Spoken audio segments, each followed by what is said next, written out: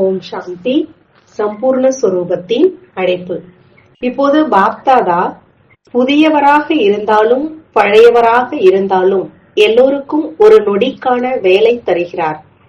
எல்லோரும் இப்போது ஒரு நொடியில் தன்னைத்தான் தனது எல்லா எண்ணங்களில் இருந்தும் விலகி ஒரு நொடியில் தன்னை பிந்து ரூபத்தில் நிலைநிறுத்த முடியுமா?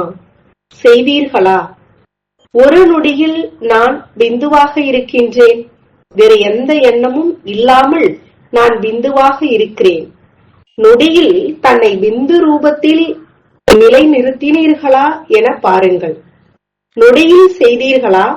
முழு நாளில் மணிக்கொரு முறை தன்னை ஒரு நொடியில் பிந்து ரூபத்தில் நிலைநிறுத்துங்கள். இந்த பயிற்சியை ஒவ்வொருவரும் செய்ய வேண்டும். தனது காரியங்களை செய்து வந்த போது நொடியில் பிந்து ரூபத்தில் நிறுத்துவதில் வெற்றி கிடைக்கிறதா என பாருங்கள். ஓம் சாந்தி.